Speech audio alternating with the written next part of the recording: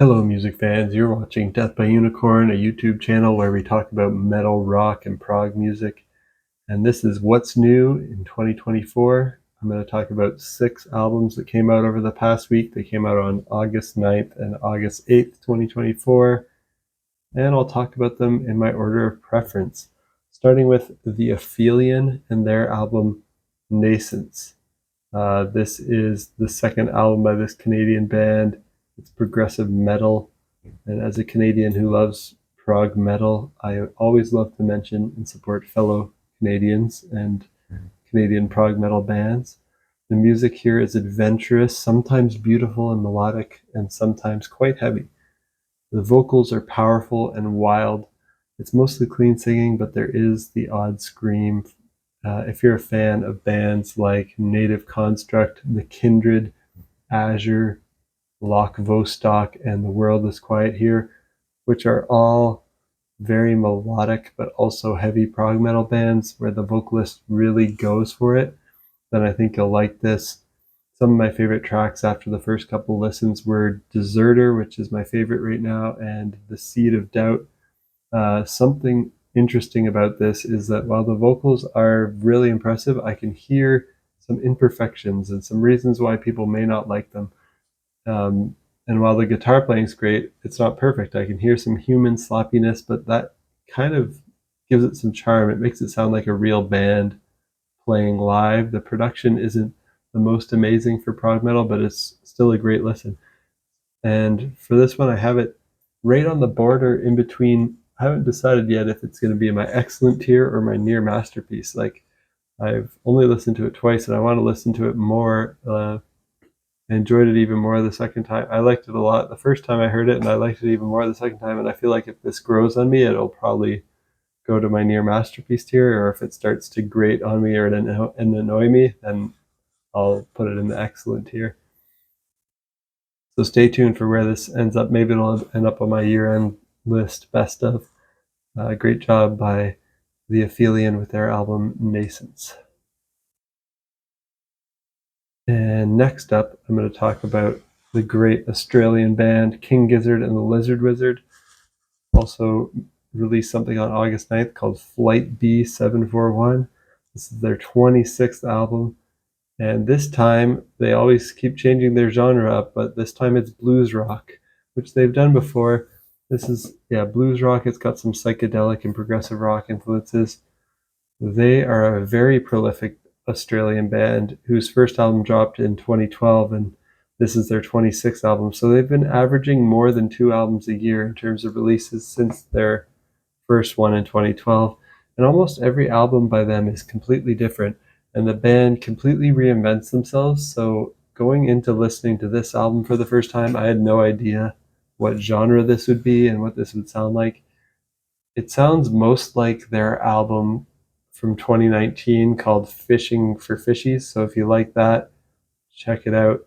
That's what it sounds most like to me. It's that blues rock style with a lot of harmonica.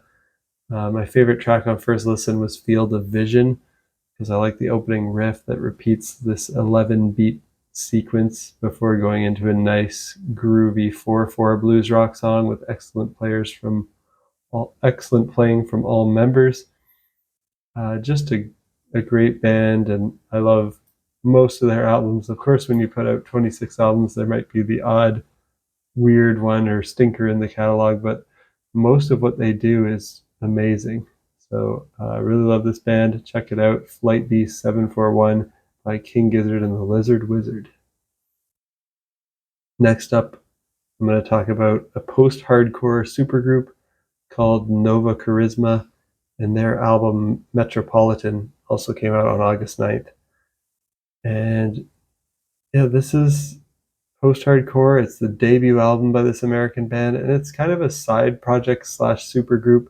It's got Donovan Malero of Hail the Sun and Cianvar on vocals, and he's always great, performs really well, writes really well, and he's on vocals and on bass.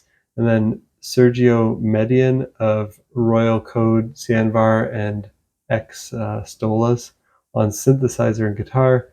They teamed up with Carlo Marquez on drums, Thanks to Christian for letting me know about this. As a fan of Hail the Sun and Cianvar, who didn't know this album existed and never heard of Nova Charisma before this, I definitely appreciate that. It's that exact kind of post-hardcore emo that I like, with the fast guitars and great melodies. Some people call this style of post-hardcore swancore, I guess. The guitars here aren't always fast, though. They know when to slow it down, and they make good use of effects. The vocals are that very high-pitched emo-style vocal with mostly clean vocals but the odd scream. The vocals will be the make-or-break factor for most people. If you either like this style of vocals or are willing to accept it because the music's good, then you'll probably like this. But if you can't get past them, then it won't work out for you. Check out the opening track, Smoking Gun, at the Metropolitan for a preview of the album. It has a great main riff and almost like a surf rock undertone to it at times, so it's pretty cool. That's Nova Charisma and their album Metropolitan.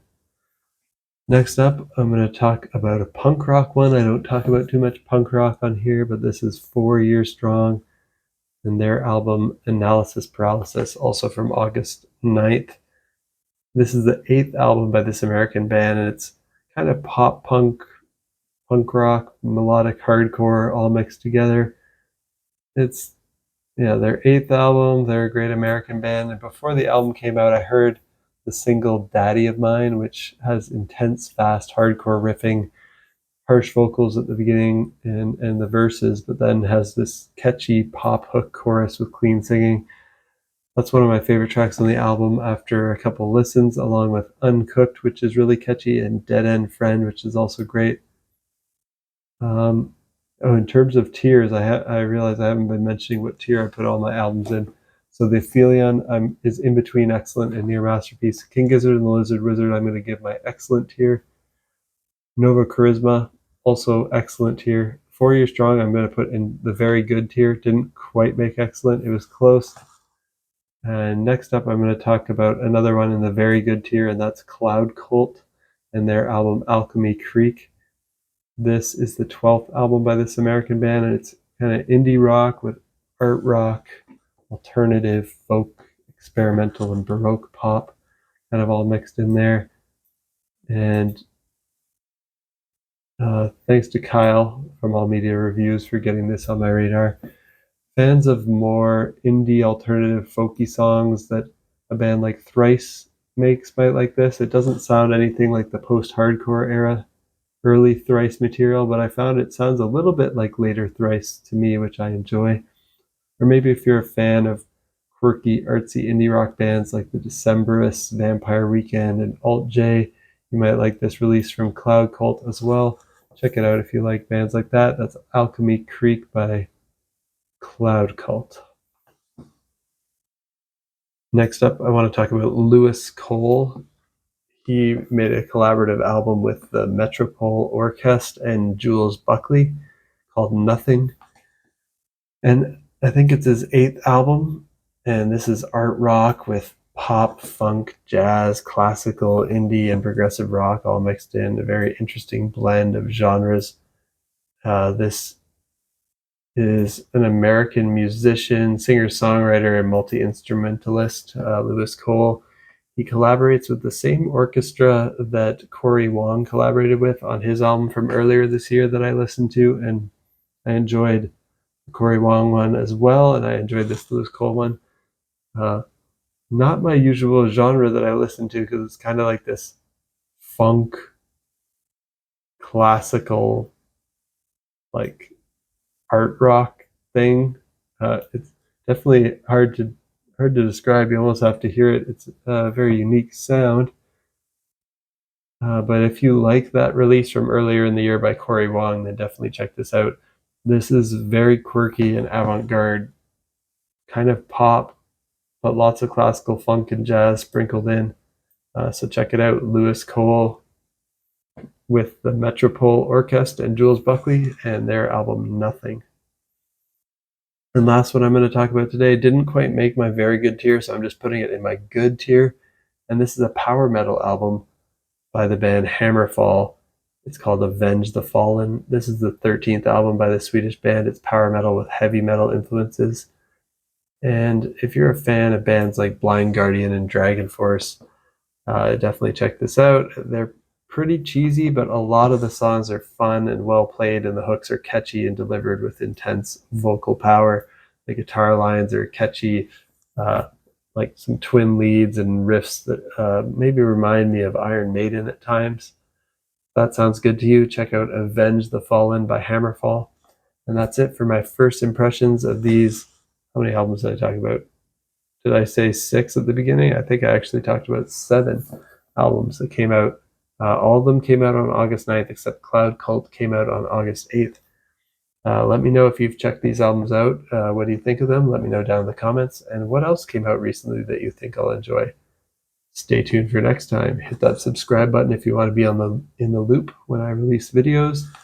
I usually release videos weekly, giving my first impressions of what I listened to that week, and then at the end of the month I summarize and give my top 10 of the month.